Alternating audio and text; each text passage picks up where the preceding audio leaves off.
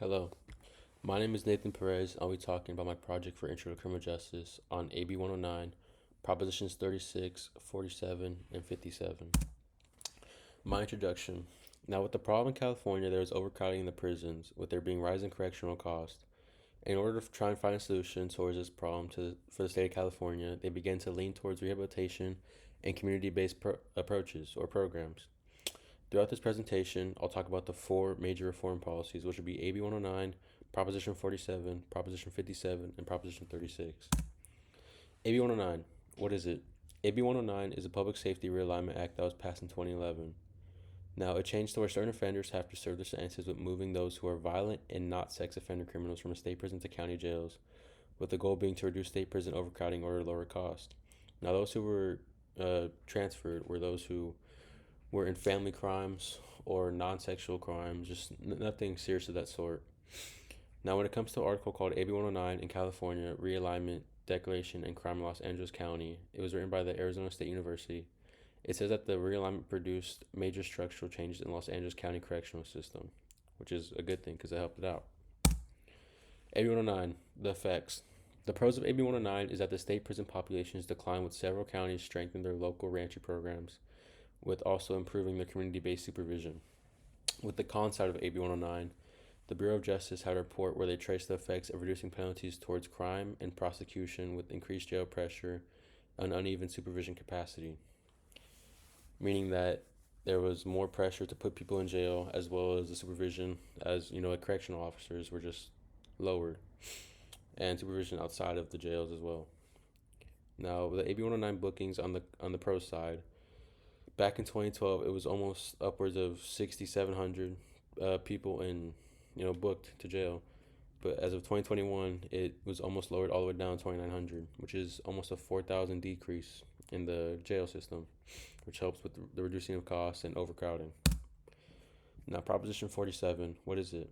Proposition 47 was passed in 2014, where the proposition reclassified a few nonviolent offenses.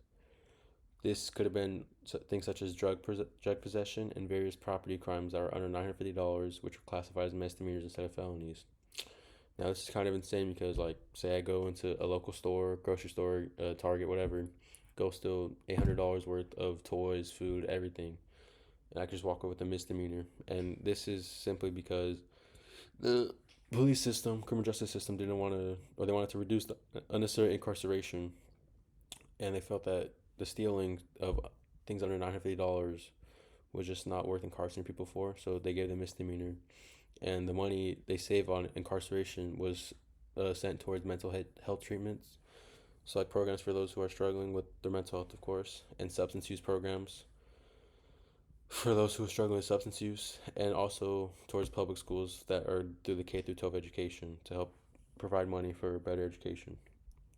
Now, with the report coming from the Center on Juvenile and Criminal Justice, it helps show that the Prop 47 has singly generated almost $1 billion for the state of California and its communities, which is actually insane because $1 billion is so much money. So it's just help pour towards everything, like I said, mental health treatment, substance use programs, and even maybe the school as well.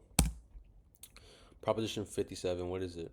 It was approved in 2016, which helped expand the consideration for parole for those serving nonviolent charges, help provide increased opportunities towards good behavior, and move the decision of shifting juvenile transfers to the judge instead of the prosecutors. Meaning, just if you're on good behavior, you have a chance of parole faster than what your sentence is, and and move the decision of like shifting those who are juveniles to be transferred to the prosecutors instead of the judges just giving them their sentence and saying how long they got to serve for. Now, the main goal was to encourage rehab with shortening long sentences towards nonviolent crimes with slowing down the growth in the state of the prisons of the population. Now, in order to encourage the rehab, they had to provide reasons for people to get short sentences, which is good behavior. And when people get released, when the criminals are on good behavior, it helps release them quicker, which slows down, obviously, like I said, the growth in the state prisons, which is a big problem, and it just lowers the costs because there's overcrowding. Now, Prop 57 strengthened its incentives towards programming and allow the state to have more flexibility with overcrowding, which is a good thing. Unintended consequences. Through these reforms, there have also been unintended consequences. For under AB 109, there were many counties that struggled and faced more strains in local jails with less supervision quality and limited resources. as well as the Public Policy Institute of California research found that there are certain property crimes that have raised by 9%, such as larceny and theft. Now, larceny theft is the unlawful taking and carrying away of someone else's personal property with the intent to permanently deprive the owner of it. So that could be us taking property and moving the property, so such as a car, and purposely keeping it for a short time. Are the propositions working? There have been great successes, such as California state prison population has been able to drop by a significant amount, with there being felony arrests for low-level drug occurrences declining, with less racial problems for drug arrests with Prop 47. While this was good for Prop 47, there were also property crimes that rose in certain areas, where there were counties that with less resources that struggled to maintain the demands needed with realignment and reentry. Proposition 36. With Proposition 36, it first appeared on the 2024 ballot, where it fixed a few of California's sentencing laws, which included adjustments to the three strikes framework, making it where the harshest sentences only apply to serious or violent felonies. Certain specialists or analysis have made the prediction that Prop 36 can increase sentences for offenders who repeat crimes and sentencing to longer terms. So for repeat offenders, just committing the same crime, and if they don't show a better understanding through the programs, through the rehab programs, and they commit the same crime, then they'll most likely get a longer term because they just aren't learning and keep repeating the same crimes. Now, an article published by The Guardian talks about Prop 36 reflects that of current political and public debates with crime, punishment, and public safety. Now, here in Proposition 36, just talk about tougher penalties for serial retail thieves, mandated drugs and mental health treatment, and more tools to hold drug dealers accountable. My faith integration for this project. Through a Christian perspective, the reform of criminal justice can be examined through lenses of justice as well as mercy and restoration.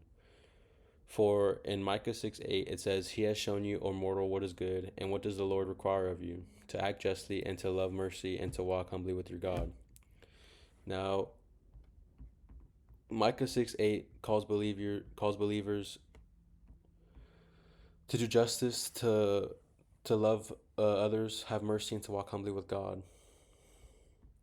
Now, in Matthew 25:36, it says, "I was naked and you clothed me. I was sick and you visited me. I was in prison and you came to me." For it reminds us that we are to care for those who are in prison, with emphasizing that compassion, and human dignity. Now in Romans 13, sorry, 1 second, pulling it up.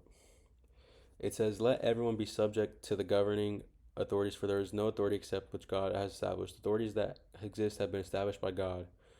Consequently, whoever rebels against the authorities, rebelling against God, what God has insulted, and those who do so will bring judgment on themselves. For rulers hold no terror for those who do right, but for those who do wrong. Do you want to be free from the fear of the one in authority? Then do what is right, and you'll be commended. For the one in authority is God's servant for your good. But if you do wrong, be afraid. For rulers do not bear the sword for no reason. They are God's servants, agents of wrath to bring punishment on the wrongdoer. Therefore, it is necessary to submit to the authorities, not only because of possible punishment, but also as a matter of conscience. This is also why you pay your taxes, for the authorities are God's servants who give their full time to governing. Give to everyone what you owe them. If you owe taxes, pay taxes. If you revenue, then revenue. If respect, then respect. If honor, then honor. Let no debt remain outstanding except for the continuing debt to love one another. For whoever loves others has fulfilled the law. The commandments: you shall not commit adultery, you shall not murder, you shall not steal, you shall not covet, and whatever other command there may be are summed up in this command: love your neighbor as yourself. Love does no harm to a neighbor, therefore love is the fulfillment of the law. And do this understanding the present time. The hour has already come for you to wake up from your slumber, because our salvation is nearer now than when we first believed. The night is nearly over, the day is almost here. So let's put aside the deeds of darkness and put on the armor of light. Let us behave decently as the daytime, not in carousing and drunkenness, non-sexual immorality and debauchery, non-dissension and jealousy. Rather, clothe yourself with the Lord Jesus Christ, and do not think about how to gratify the desires of the flesh. Now, this discusses the governing authorities' responsibility, helps promote justice with restraint and wrongdoing in order to do right by God.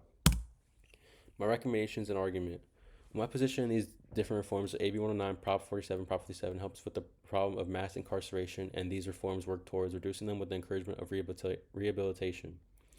A recommendation I would have towards these reforms would be to strengthen county resources towards treatment with supervision and reentry with being able to ensure the state standards.